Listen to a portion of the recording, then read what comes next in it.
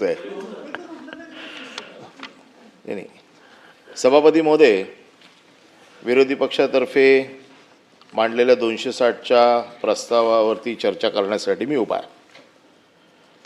आता ह्या प्रस्तावावरती चर्चा करताना खरोखर जड अंतकरणाने चर्चा करतोय, कारण मी याच्यातल्या 3च मुद्द्यांवरती फक्त बोलणार आहे. त्याच्यातला जो पहिला मुद्दा जो आहे हा सार्वजनिक बांधकाम विभागाच्या ठेकेदारीमध्ये झालेला गैरव्यवहार अशी सुरुवातच आहे या प्रस्तावाची. आता ह्या प्रस्तावाची सुरुवात करताना महायुतीचं सरकार आलं, हे सरकार भावनांवरती देवाच्या आशीर्वादाने, देवाभाऊंच्या प्रयत्नाने, असं सगळ्यांच्या ताकदीने हे सरकार आलं. आणि या सरकारमध्ये लोकांनी ज्या वेळेला मतं टाकली त्यावेळेला एका आस्थेने टाकली की राम जन्मभूमीचा विषय आपण घेतला, सगळ्या वेगवेगळ्या देवतांना खाली आणलं आणि देवतांच्या आशीर्वादाने आपलं सरकार बहुमतात आलं.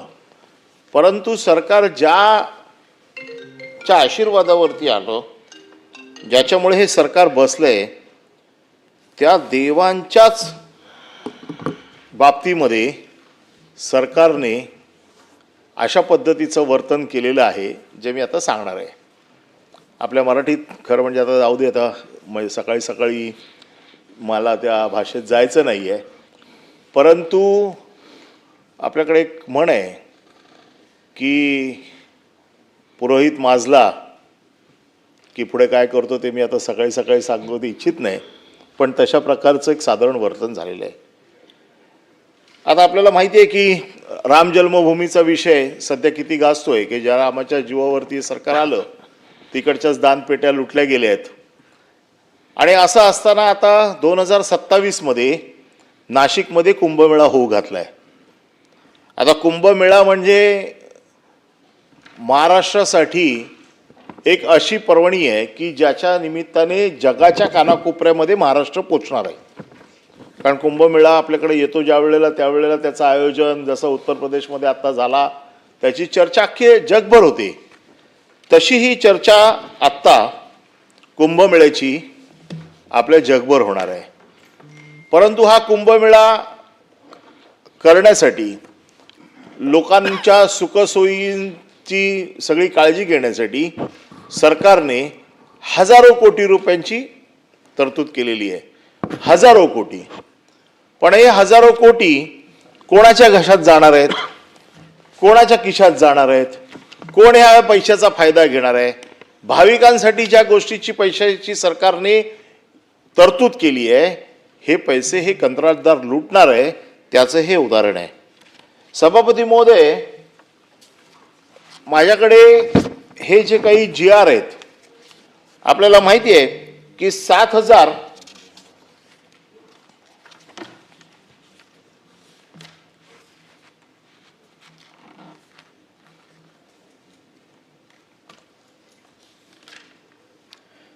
2,270 कोटीचं नाशिक जिल्ह्याच्या विविध रस्त्यांचं टेंडर निघालं. हे 2,270 कोटी हे नाशिक जिल्ह्याच्या फक्त एकट्या नाशिक जिल्ह्यासाठी ह्या कुंभमेळ्याच्या तयारीसाठीचे वेगवेगळ्या रस्त्यांची टेंडर निघाली. ही टेंडर होती किती? पहिल्या स्लॉटमध्ये 10, दुसऱ्या स्लॉटमध्ये 6, रिंग रोडची आणखीन 7, अशी वेगवेगळी टेंडर निघाली. ही पहिल्या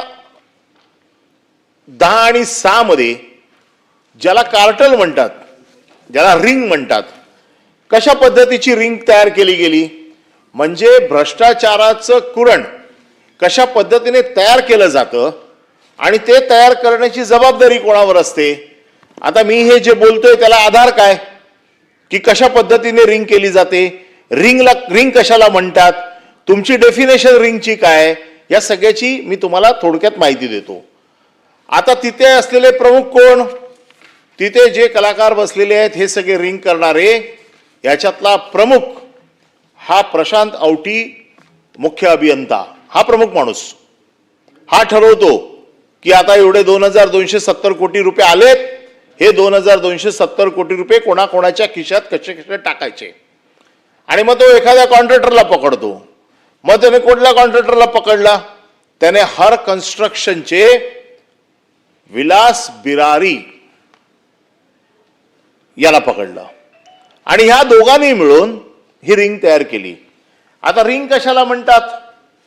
रिंगची डेफिनेशन आपण जे 27/9/2018 आपण एक GR काढलेला आहे. ह्या GR मध्ये आपण वेगवेगळे डेफिनेशन दिले आहेत की कशाला काय म्हणायचं. त्याच्यामध्ये आपलं जे कलम आहे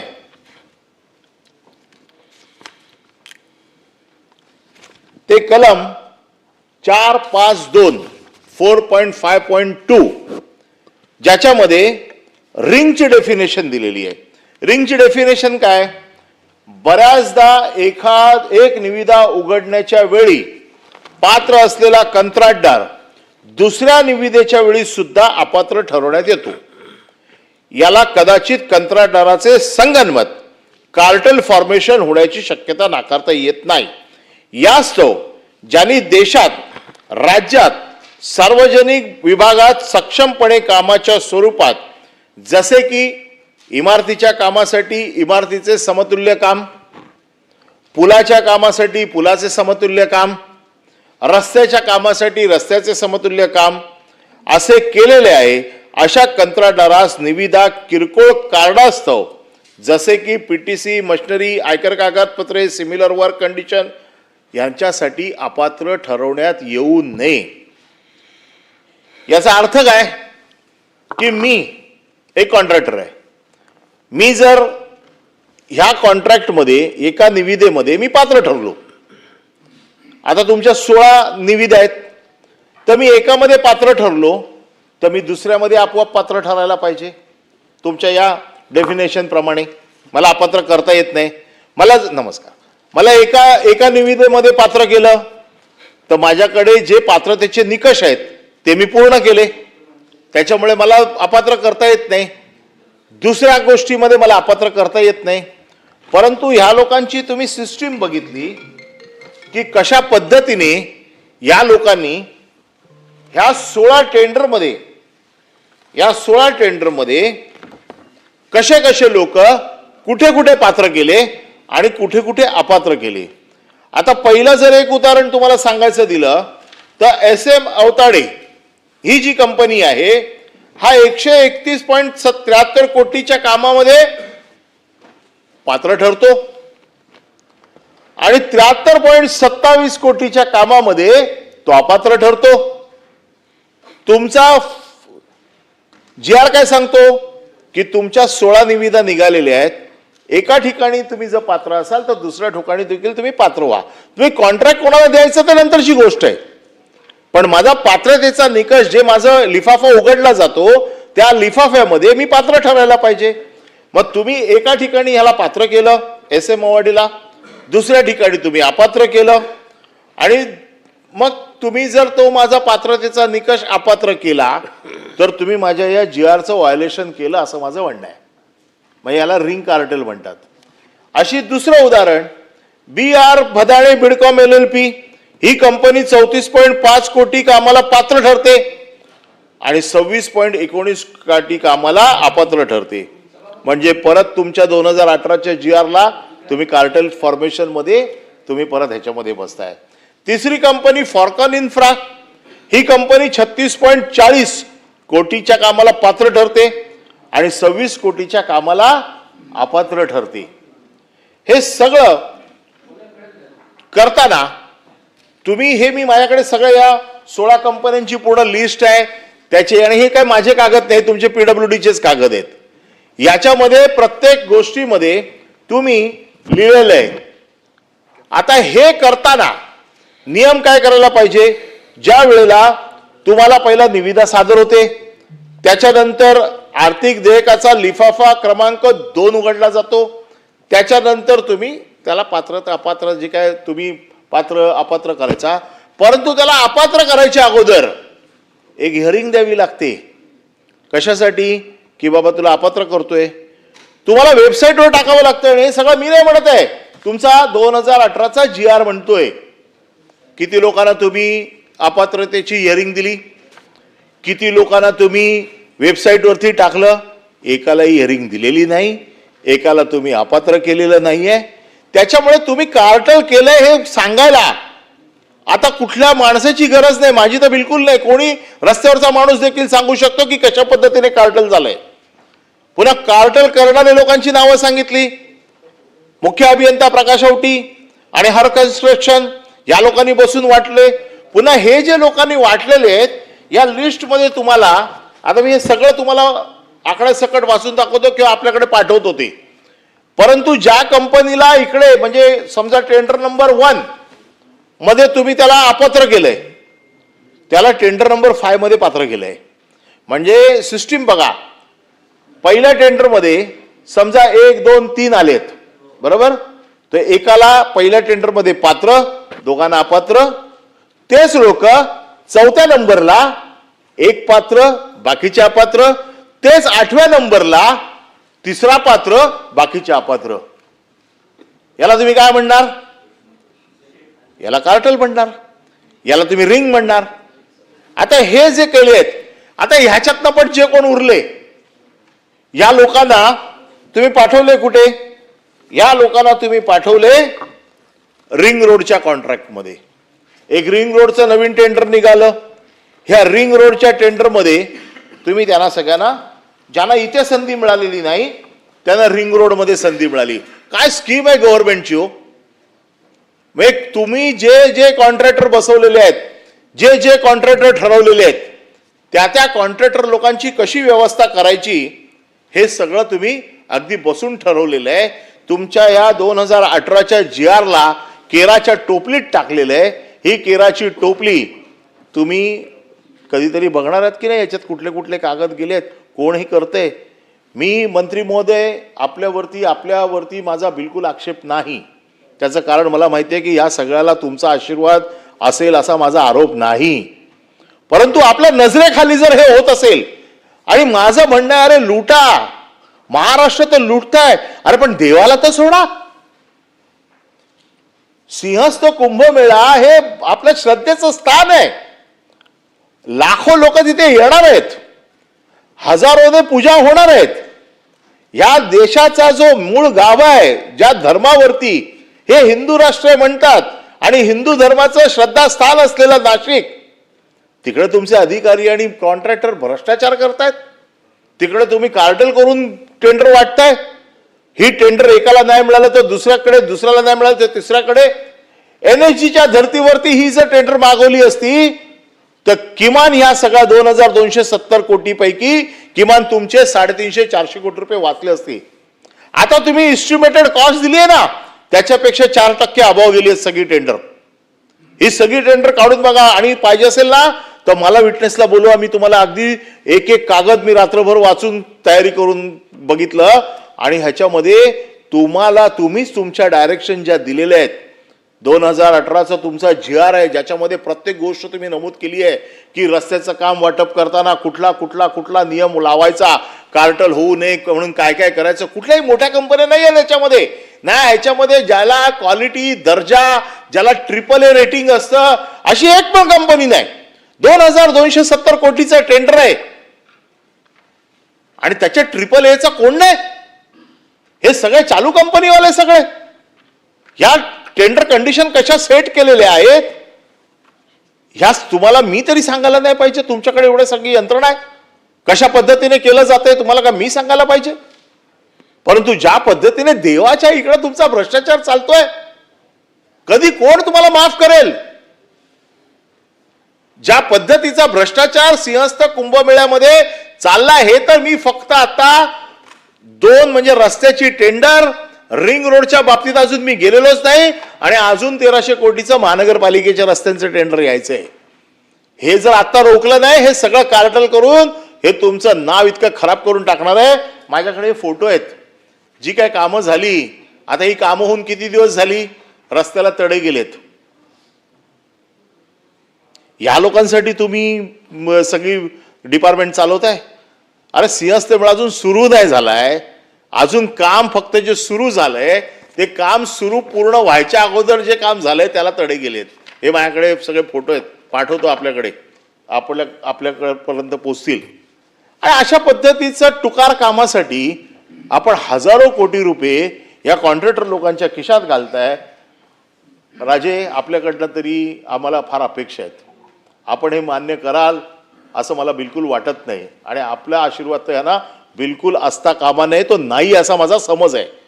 पण ह्या लोकांवर जर काय कारवाई झाली नाही तर नाईलाज असता असा आमचा समज होईल की हे सगळं आपल्या आशीर्वादाने चाललेलं आहे म्हणून. आणि म्हणून आपल्याकडनं आमची फार मोठी अपेक्षा आहे की एवढ्या मोठ्या प्रमाणात कार्टल, मी तुम्हाला सगळी 16च्या 16 टेंडर, या 16 टेंडरमध्ये कोण कोण क्वालिफाय झाले, कोण कोण डिस्क्वालिफाय झाले, जे डिस्क्वालिफाय झाले ते दुसऱ्या टेंडरमध्ये कसे क्वालिफाय झाले, ते तिसऱ्या टेंडरमध्ये कसे डिस्क्वालिफाय झाले. तुमचा नियम असा आहे की तुम्हाला डिस्क्वालिफाय करता येत नाही. तुम्हाला L1 करायचंय की नाही हा वेगळा क्रायटेरिया आहे, पण क्वालिफाय तर करणं, माझ्याकडे जे बेसिक जे माझ्या डॉक्युमेंट्स आहेत त्याच्यावरती मला तुमच्या नियमाप्रमाणे क्वालिफाय करणं हे तुमचं कामच आहे. मग कार्टल करणाऱ्या लोकांना तुम्ही सोडणार काय? या कार्टल करणाऱ्या लोकांचं करणार काय?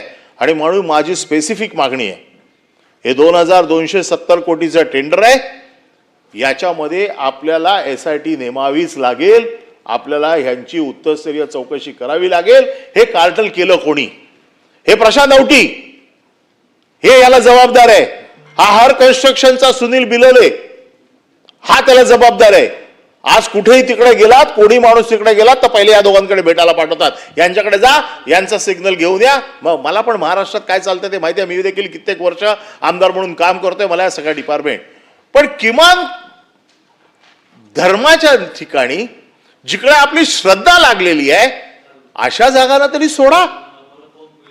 आम्ही नेहमी सांगतो, आता मी म्हणून म्हटलं आज सकाळी सुरुवात करतोय, फार काय चुकीचे शब्द तोंडून जाऊ नये अशा फार प्रयत्न करतो, पण कुठले पैसे खायचे याचा तरी काहीतरी तारतम्य ठेवा. पैसे खा, त्याला काहीतरी कुठली तरी काहीतरी काय म्हणतात त्याला, पैसे खाण्याला कुठल्या पैसे खातोय त्याचं उत्तर तरी व्यवस्थित वरती देता येईल. अरे जो वरती तुम्हाला प्रश्न विचारणार आहे त्याचेच पैसे खाताय तुम्ही त्याच्या कामामध्ये, आणि तुम्हाला कोण विचारणार नाही असं वाटतंय तुम्हाला? काय चाललंय काय सभागृह? आणि याला कोणी विचारू दे. म्हणून मंत्री महोदय, आपल्याकडनं माझी अपेक्षा आहे की याच्यामध्ये आपण उच्चस्तरीय चौकशी लावून SIT याच्यामध्ये फौजदारी गुन्हा दाखल केला पाहिजे.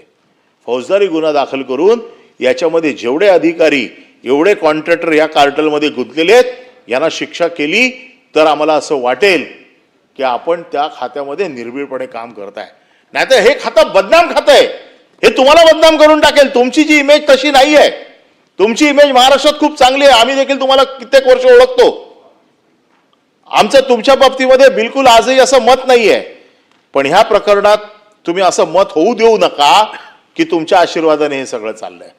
आणि त्याच्यामुळे ही माझी पहिली मागणी आहे तुमच्याकडे की ह्या बाबतीमध्ये फक्त मी आज नाशिकचाच उल्लेख केलेला आहे. माझ्याकडे बऱ्याचशा प्रकरण आहे, पण हे सगळं परत परत उघडल्यामध्ये काय नाही. देवाच्या ठिकाणी जर तुम्ही सोडणार नसाल तर बाकीच्या ठिकाणी स्मशानभूमीच्या वगैरे कामात तर तुम्ही काय कराल? म्हणजे तिकडचे जाणारे रस्ते बिस्ते काय कराल याच्या बाबतीत न बोललेलं बरं. मी आता बाकीच्या कुठल्याही विषयावर बोलत नाही, कारण सगळेच लोक ह्या विषयावरती बोलले आहेत. कॉन्ट्रॅक्टरची बिलं मिळत नाही आहेत, पर्सेंटेज दिल्याशिवाय बिलं निघत नाही आहेत, कॉन्ट्रॅक्टर आत्महत्या करण्याच्या मनस्थितीत आहे. म्हणजे वेगवेगळे विषय आहेत PWDचे. या सगळ्यावरती बोललो तर पूर्ण दिवस ही 2.5 तासाची चर्चा नाही, 2.5 दिवसाची चर्चा ठेवावी लागेल. असं एक खातं आहे PWD की जिकडे फक्त खातं आहे, काम काहीच नाहीये. इतकी वाईट परिस्थिती आहे या PWDची. आपण नेहमी सांगतो की एवढे पैसे मिळणार आहे डिपार्टमेंटला. मला त्या खात्याची परिस्थिती माहिती आहे. अधिकाऱ्यांकडे गेलो तर अधिकारी सांगतात पैसे नाही आहेत. ज्यांच्याकडे पैसे आहेत ते म्हणतात 5% दिल्याशिवाय तुझी बिलं काढत नाहीये. कित्येक कॉन्ट्रॅक्टर आत्महत्या करण्याच्या मनस्थितीत आहेत. मध्ये मध्ये कॉन्ट्रॅक्टर लोक संप करतात. असं खातं आहे की इकडे तुम्ही दररोज विकासाच्या गप्पा करताय, दररोज सांगताय की एवढा विकास, एवढा हे, एवढा ते, तेवढा ते, आम्ही हे करतोय ते करतोय. अरे आहेत कुठे पैसे? तुम्ही 3 ट्रिलियनच्या गप्पा मारताय आणि कॉन्ट्रॅक्टरची बिलं देत नाहीये. कॉन्ट्रॅक्टर आत्महत्या करण्याच्या मनस्थितीत आहे. आणि जिथे पैसे आलेत, आता सिंहस्थला पैसे आलेत, कारण हे पैसे यायलाच पाहिजेत, कारण आपलं नाक लागलंय 2027ला. जर सिंहस्थ आपण जर व्यवस्थित आयोजित करू शकलो नाही तर महाराष्ट्राची इब्रत जाणार आहे.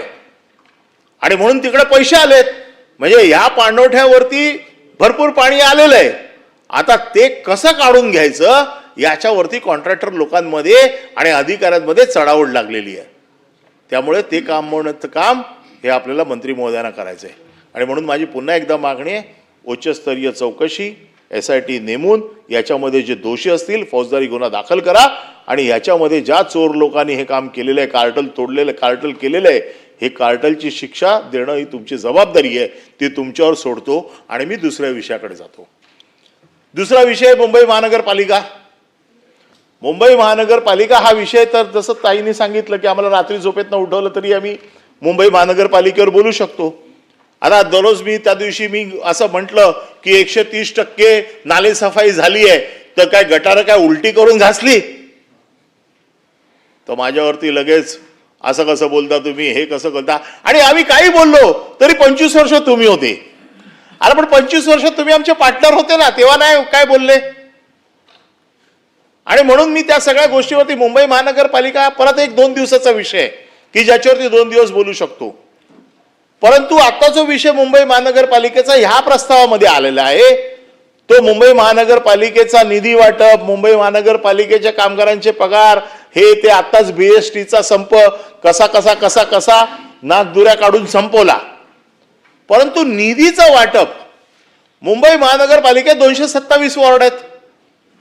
मुंबई महानगरपालिकेत 227 वॉर्डचं निधीचं वाटप, मुंबईच्या विकासासाठी जो निधी लागतो, हा मुंबईची सिस्टीम कशी आहे की प्रभाग समितीच्या माध्यमातून निधी पूर्वीपासून जात होता आणि प्रभाग समितीला निधी यायचा, निधीचं वाटप प्रभाग समितीच्या माध्यमातून व्हायचं. खरं म्हणजे निधीचं वाटपाचे जे काही निकष ठरलेले आहेत त्या निकषामध्ये समजा जर माझा वॉर्ड किंवा मी ज्या प्रभागात राहतो हा प्रभाग जर झोपडपट्टीचा असेल तर मला झोपडपट्टीच्या कामाचा फंड जो स्लमचा फंड असतो तो मला मिळाला पाहिजे. कारण मला स्लममध्ये डेव्हलपमेंट करायची आहे, तिथे टॉयलेट्स द्यायचे आहेत, तिथे पायवाटा द्यायचे आहेत, तिथे आणखीन काय सोयी गटर साफ करायची आहेत, तर त्याला मला निधी पाहिजे, स्लमचा निधी मला मिळाला पाहिजे.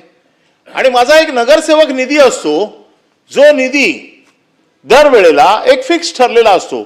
पहिला सुरुवातीला 20 लाख होता, नंतर 60 लाख झाला, नंतर आता 80 लाख असेल. आता हा निधी जो आहे हा निधी पूर्वीपासून सर्व नगरसेवकांना 227 नगरसेवकांना समान प्रमाणात वाटण्यात येतो. आणि हा समान प्रमाणात वाटण्यात आल्याच्या नंतर मग कोणाच्या वॉर्डामध्ये डोंगरी भाग आहे, कोणाच्या वॉर्डामध्ये स्लम आहे, कोणाच्या वॉर्डामध्ये अजून काहीतरी वेगळं आहे, मग त्यांना त्या हेडमध्ये निधीचं वाटप होतं. परंतु इतक्या वर्षाला आम्ही 25 वर्ष होतो, आम्ही 25 वर्ष बघतोय हे. आता ह्या वेळेला भारतीय जनता पक्ष, शिवसेना, शिंदे गटाचं ज्या वेळेला सरकार आलं, जिथे शिवसेना उद्धव बाळासाहेब ठाकरे गटाचे 65 नगरसेवक निवडून आले. आता आम्ही मतदार जे आहोत, आम्ही काय पाप केलंय की आम्ही शिवसेना उद्धव बाळासाहेब ठाकरे गटाचा नगरसेवक निवडून दिला, आम्ही BJPचा दिला नाही, आम्ही शिंदे गटाचा दिला नाही. म्हणून आमच्या नगरसेवकांना निधी किती? फक्त 25 लाख रुपये, फक्त 25 लाख रुपये. आणि जिथे भारतीय जनता पक्षाचा नगरसेवक आहे, जिथे शिंदे गटाचा नगरसेवक आहे, तिकडे निधी किती? किमान सुरुवात 2.5 कोटी रुपये. 2.5 कोटीपासून कोणाला 10 कोटी, कोणाला 7 कोटी, कोणाला 15 कोटी. आता याच्यामध्ये एक तर उदाहरण, कारण नगरसेवक निधीचं जे वाटप असतं हे एकतर वॉर्डाच्या पॉप्युलेशनवर असायला पाहिजे, वॉर्डाची भौगोलिक रचना असायला पाहिजे, वॉर्डाच्या गरजा असायला पाहिजे. आता त्या वॉर्डाच्या रचनेमध्ये म्हणजे किती दुजाभाव, किती द्वेष. अरे तुम्ही मालक नाही आहात या पैशाचे, तुम्ही ट्रस्टी आहात. पैसा मुंबईकरांच्या टॅक्सचा आहे, हा तुमच्या बापजाद्यांचा पैसा नाही आहे की तो तुमच्या मनाप्रमाणे तुम्ही वाटाल. प्रभाग समितीच्या याच्या स्टँडिंग कमिटीचे चेअरमॅन आहेत प्रभाकर शिंदे.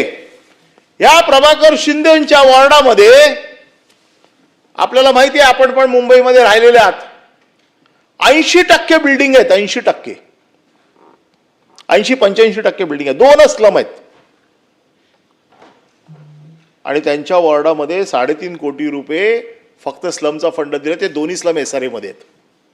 SRA मध्ये मुंबई महानगरपालिकेचा निधी वापरता येत नाही. काहीतरी तुम्ही भौगोलिक रचना बघणार की नाही का? तर ते स्वतः स्टँडिंग कमिटीचे चेअरमॅन आहेत, त्याला 15 कोटी रुपये. अमेय घोले सभागृह नेता 10 कोटी रुपये. गणेश खंडकर 20 कोटी रुपये. अरे काय चांदीचे रस्ते बनवणार आहेत का सोन्याची टॉयलेट्स बनवणार? अरे इतका दुजाभाव तुम्ही कसा करू शकता? हे काय चाललंय?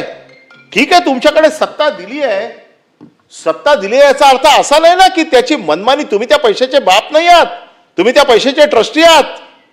मुंबई महानगरपालिकेच्या बॅलन्स शीट वरती बोलायचं म्हटलं तर मी एक अजून दिवस बोलीन की किती FD आता काढल्या, 4,000 कोटी रुपये कसे कमी झाले, कुठे गेले, भ्रष्टाचाराचं तर मी सगळंच बोलीन.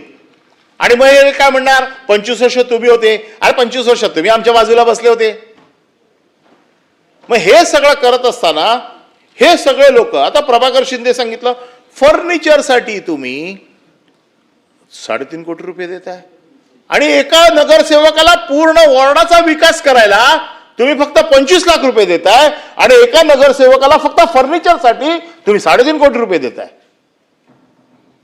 भारतीय जनता पक्षाचा नगरसेवक असेल तर 10 कोटी रुपये, 8 कोटी रुपये, 7 कोटी रुपये. शिवसेनेच्या फक्त 3 नगरसेवकांना मुद्दामून पैसे देऊन ठेवले का? तर त्यांनी काय बोलू नये म्हणून. 227 नगरसेवकांमध्ये का अन्याय करताय तुम्ही? हे किती दुजाभाव करणार तुम्ही? अरे तुम्हाला सत्ताचा हवास होता, तुम्हाला सत्ता मिळाली, माणसं गटारात पडून मरतात त्याच्यावरती लक्ष द्या. तिथं आता 289 आहेच, त्याच्यावरती बोलीन परत मी. परंतु ज्या पद्धतीने लोक मरतायत, मॅनहोल मध्ये महापौराच्या बाजूला उभे राहिलेला माणूस गटारात पडतोय. आज कित्येक हजार जाळ्या मॅनहोलवरती नाही आहेत, त्याच्यावरती लक्ष द्या. फक्त स्वतःच्या कार्यकर्त्याला, नगरसेवकांना पर्सेंटेज मिळाला पाहिजे, टक्केवारी मिळाला पाहिजे. मला एक गोष्ट नक्की माहिती आहे, मी देखील मुंबईत लहानाचा मोठा झालोय. एका वॉर्डाला किती खर्च लागतो मला चांगला माहिती आहे. विधानसभा निवडणुकीच्या अगोदर मुंबईचं मी बोलतोय, मी बाहेरचं आता बोलत नाहीये. मुंबईच्या जिथे भारतीय जनता पक्षाचा आमदार आहे, जिथे शिंदे गटाचा आमदार आहे, तिथे 150 कोटी ते 250 कोटी नगर विकास खात्यात आले. आणि हे मी काय पुराव्यानिशी बोलतोय. माझ्याकडे वर्क ऑर्डर आहेत, वर्क ऑर्डर बघितलेलं आहे.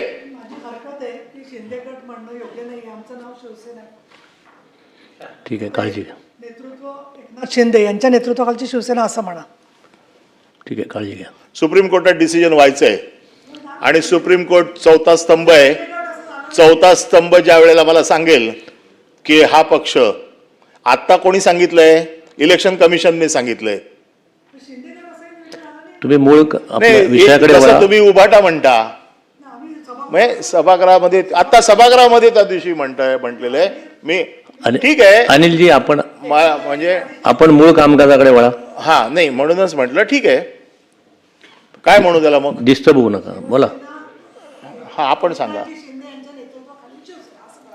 एकनाथजी शिंदे यांच्या नेतृत्वाखाली असलेल्या शिवसेनेचे नगरसेवक खुश, लाडकी बहीण आहे यांच्या नेतृत्वाखाली असलेले नगरसेवक का? तर फक्त एकनाथ शिंदे नगरविकास मंत्री आहे म्हणून तुम्ही 200 कोटी रुपये दिलेत. म्हणजे ते 200 कोटी रुपये आता आलेत. तुम्ही एखादं काम केलं एका वेळेला तर साधारण नियमाप्रमाणे 3 वर्ष ते काम तुम्हाला परत करता येत नाही. आता 2024ला तुम्ही प्रत्येक विधानसभेमध्ये 200 कोटी रुपये दिले. मुंबईची विधानसभा किती आहे हो? 3 किलोमीटर मध्ये, 3 किलोमीटरच्या पुढे नाहीये. म्हणजे माझी बँड्राचं पकडलं तर बँड्राच्या सिग्नल पासून ते वाकोल्याच्या सिग्नल पर्यंत तुम्ही तर नेहमी जाता, तुम्हाला माहिती आहे 2.5-3 किलोमीटरच्या वरती नाहीये. तिथे तुम्हाला 200 कोटी रुपये मिळालेत. त्या 200 कोटीमध्ये माझी पॉप्युलेशन किती आहे? 2.5 कोटीची पॉप्युलेशन आहे विधानसभेची. तुम्हाला माहिती आहे की एका बिल्डिंगमध्ये मला जवळजवळ 2 मोठ्या बिल्डिंग मिळाल्या तर माझी 600-700 मतं तिथेच होतात. म्हणजे मला साधा जो काय भौगोलिक रचना आहे माझी, त्याच्यामध्ये मला वॉर्डात जर काम करायचं असेल तर मला 1 कोटी रुपये, 1.5 कोटी रुपये, 2 कोटी रुपये खूप झाले एका कॉर्पोरेशन वॉर्डचे. तिथे तुम्ही मला फक्त 25 लाख रुपये देताय आणि समोरच्याला तुम्ही किमान 2.5 कोटीपासून 10.5 कोटीपर्यंत 15 कोटीपर्यंत पैसे देताय. कशासाठी? कोणी तुम्हाला अधिकार दिला? तुम्ही ट्रस्टी आहात, मालक नाही आहात पैशाचे. केवळ दुजाभाव, दुश्वास. अरे किती ओरबडणार तुम्ही? पुन्हा ही कामं होत आहेत का? त्याच्यात जर मी ज्या दिवशी जाईन त्या दिवशी किती गोष्टी बाहेर येतील. म्हणजे 200 कोटी रुपये तुम्हाला आता नगरसेवक नगर विकासचा फंड, पुन्हा हा फंड वापरणार कुठे? मग आम्हाला जी माहिती मिळते ती खरी खोटी मला माहीत नाही, पण जी काय माहिती मिळते की नगरसेवक निधी हा निधी फक्त द्यायचा आणि त्याच्यावरचे टक्के घ्यायचे. कामं झाली नाही झाली, आता ह्याची ज्या दिवशी चौकशी होईल, ज्या दिवशी काय होईल, सगळं बाहेर येईल, तोपर्यंत काय किती पुलाखालून पाणी गेलं असेल मला माहीत नाही. त्याच्यामुळे हा जो दुजाभाव आहे हा कसा दूर करणार? मुंबई महानगरपालिका ह्याचं उत्तर देणार की नाही? आज मुंबईच्या नालेसफाईपासून मुंबईच्या उपमहापौरांनी आयुक्तांचा राजीनामा मागितलेला आहे. आम्ही तर मागितलेला आहेच, परंतु मुंबईचे शिवसेनेचे शिंदे गटाच्या नेतृत्व, शिंदे साहेबांच्या नेतृत्वाखाली असलेल्या उपमहापौरांनी मागितलेला आहे.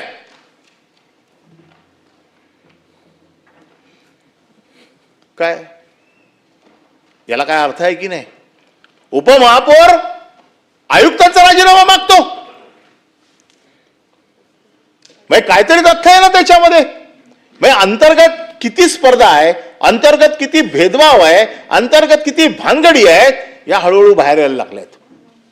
मुंबईवरती तर चर्चेवरती अजून काय ते बोलायचं ते बोलू, पण मुंबई महानगरपालिकेचा कोण दिसत नाहीये मला इकडे. तर त्याची जबाबदारी कोण घेणार, त्याचं उत्तर कोण देणार, ते उत्तर पण मला पाहिजे. याच्या बाबतीमध्ये हा दुजाभाव आमच्यावरती का? वेगवेगळ्या हेडमध्ये पैसे दिले, त्याच्यात कोर्टात काय व्हायचं ते मी आता करीन, परंतु इतका तर वाईट वागू नका. थोडंफार पार्सॅलिटी आम्ही पण समजू शकतो. सत्ता ज्याची असते त्याला खुश करायला कार्यकर्त्यांना काहीतरी करावं लागतं, इतकं पण आम्ही समजू शकतो. पण इतके वाईट वागू नका की एक दिवस लोकांच्या पैशाचा दुरुपयोग केल्याच्या कारणास्तव तुमच्यावरती इतकी वाईट परिस्थिती येईल की तुम्हाला उत्तर देणं कठीण होऊन जाईल. हा झाला दुसरा विषय. तिसरा विषय जो होता की तुम्हाला माहिती आहे पुण्याला 22 लोक गावठी दारू पिऊन मेले. ह्या 22 लोकांमध्ये इथे चर्चा झाली आणि ज्या वेळेला पुण्याला अशा प्रकारचं झालं, ताई गेल्या तिकडे, ताई बघून आल्या. अतिशय म्हणजे दुर्दैवी घटना आहे की कोणतरी हलक्या घाणेरड्या पद्धतीची दारू बनवतो, विकतो, गरीब लोक ते पितात आणि मरतात. याच्यात 13 पोलीस सस्पेंड केले, 13 राज्य उत्पादन शुल्काचे सस्पेंड केले. पण ज्यांच्यावरती ही जबाबदारी आहे त्यांना कोणाला सस्पेंड केलेलेच नाही आहेत. मी राज्य उत्पादन शुल्क खात्याची हातभट्टी रोखण्याची जबाबदारी, अवैध दारू रोखण्याची जबाबदारी, तिकडे कसं आहे डिव्हिजन असते. डिव्हिजनचं काम काय? दुकानांना व्हिजिट करणं, हॉटेलला व्हिजिट करणं, रेस्टॉरंट बार वेळेवरती चालू होत आहेत की नाही बघणं, ह्या सगळ्या गोष्टी त्यांना बघायला लागतात. फ्लाइंग स्क्वॉडची जबाबदारी काय? की अवैध दारू रोखणं. तिथे divisional flying commissioner, division flying DDC, divisional flying squad आहे. डिव्हिजन फ्लाइंग स्क्वॉडची जबाबदारी आहे की हातभट्ट्या, अवैध दारू हे सगळं पकडणं, हे सगळं रोखणं. आणि ह्याच्यामध्ये मेन काम कोण करतं? कॉन्स्टेबल, जे ह्या हातभट्ट्यांच्या दारूवरती जाऊन पैसे गोळा करतात, ज्यांना सगळं माहीत असतं. यांना कोणालाही अजूनपर्यंत तिकडे हात लावलेला नाहीये. लोकल फ्लाइंग स्क्वॉडचे लोक तुम्ही सस्पेंड केले. डिव्हिजन फ्लाइंग स्क्वॉड जी आहे, डिव्हिजनल फ्लाइंग स्क्वॉड, ह्याला का सोडलं? हे कोणाचे जवळचे लोक आहेत? यांच्यापैकी कोणावर काय कारवाई करणार नाही? म्हणजे तुम्ही ज्या बाकीच्या सगळ्या लोकांना, तुम्हाला ज्यांना लटकवायचे होते त्यांना लटकवले, परंतु ज्याची मूळ जबाबदारी आहे, ज्याला जबाबदार धरलं पाहिजे, अशा माणसाला तुम्ही हात लावत नाहीये. तिकडच्या एसपी काय जबाबदार नाही? आपल्याकडे मुंबईत काही गोष्ट झाली तर पहिला कोणाला धरतो आपण? डीसीपीला पकडतो ना. एसपीला कोण विचारत नाहीये की तुम्ही काय केलं? मारलेत कोणाला? ज्यांचा संबंध होता संबंध नव्हता अशा लोकांना तुम्ही फक्त सस्पेंड करून आमच्या डोळ्याला पाणी लावायचं काम केलंय. परंतु डिव्हिजनल फ्लाइंग स्क्वॉडचे लोक, महाराष्ट्र फ्लाइंग स्क्वॉडचे लोक, किती केसेस केल्या महाराष्ट्र फ्लाइंग स्क्वॉडने आतापर्यंत त्या डिव्हिजन मध्ये? का त्याला माहित नाहीये का यांचे ठरलेले हप्ते फक्त मिळाले की तुम्ही काही करा, लोक मेली तरी चालतील? आता हे लोक जे सस्पेंड झाले ते परत काही दिवसांनी येतील, पण ज्यांच्यावरती मूळ जबाबदारी आहे ह्या लोकांना तुम्ही कोण हात लावत नाहीये का? आता ते कोणाच्या तरी जवळचे आहेत म्हणून, तिकडे तसा अहवाल गेलाय म्हणून. आणि म्हणून पुन्हा एकदा या निमित्ताने माझी मागणी आहे की पुणे दारू हत्याकांडामध्ये जे लोक मेलेत त्यांच्या मृत्यूला जबाबदार जे लोक आहेत, जे लोक पुणे पिंपरी चिंचवड या शहरातले ज्यांच्यावरती हातबट्टी रोखण्याची जबाबदारी आहे, या हातबट्टी रोखणाऱ्यांवरती तुम्ही काही कारवाई केलेली नाही, त्यांच्यावरती काय कारवाई करणार हे देखील या प्रस्तावाच्या निमित्ताने आपल्याला सांगायचं आहे. तसं बघायला गेलं तर खूप विषय आहेत, पण मला माहिती आहे की वेळेचं बंधन, ठरावाची लांबी रुंदी एकंदर बघता, आणि माझ्याकडे काय खालून लिहून येत नाही, मलाच वाचावं लागतं, अभ्यास करावा लागतो. म्हणजे सगळे जर आलं असतं लिहून तर बोललो असतो अजून. पण हे 3च विषय मी आत्ता बोलतोय. या 3 विषयावरती सरकारने गांभीर्यपूर्ण विचार करून योग्य ते उत्तर द्यावं, आणि सरकार आजही आपल्या मताशी प्रामाणिक आहे हे दाखवण्यासाठीचा हा प्रस्ताव आहे. उत्तरामध्ये त्याची अपेक्षा आहे. याच्यात जर सरकारने अधिकाऱ्यांना वाचवण्याची जर दिली तर आम्ही असं समजू की हे सरकार देखील ह्या भ्रष्टाचारांच्या मागे उभं आहे. आणि म्हणून माझी मंत्र्यांकडनं अपेक्षा आहे की त्यांनी कृपया अधिकाऱ्यांना वाचवण्याच्या भानगडीत जाऊ नये, सरकारची विचारधारा अतिशय स्पष्ट करावी आणि ह्या प्रस्तावाला न्याय द्यावा. आपण एवढा वेळ मला बोलायला दिलात, मला आपण संधी दिलीत त्याबद्दल आपले आभार मानतो. धन्यवाद. विरोधी पक्षाने झालं की जो प्रस्ताव दिलेला आहे त्या प्रस्तावावरती सत्ताधारी पक्षाचे विचार असणारे सुद्धा सभासद बोलतात हे खोडकेंची बोलू इच्छा होती. शकतात. खोडकेंची त्यांनी सकाळपासून येऊन बसले होते. ठीक आहे, एकमेव महिला आहेत, आपल्या 2 महिला आहेत. ठीक आहे, ताई बोला. या दृष्टिकोनातून आज मी इथे काही मुद्दे मांडण्यासाठी म्हणून उभी आहे. त्यात सगळ्यांना पहिल्यांदा मी सकारात्मक जे मुद्दे आहेत ते मांडणार आहेत, आणि नंतर टीकेच्या संदर्भात उत्तर मंत्री महोदय देतीलच. परंतु या सभागृहामध्ये सुद्धा अनेक घटनांचा इतिहास पाहिलेलं साक्षीदार हे सभागृह आहे, आणि त्यामुळे पहिला जो कंत्राटदारांच्या संदर्भातला मुद्दा आहे त्याच्याबद्दल मगाशी सन्माननीय प्रवीण दरेकरांनी उल्लेख केलेला आहे की पूर्वीच्या काळामध्ये ज्या गोष्टी होत होत्या तर तंत्रज्ञानाने त्या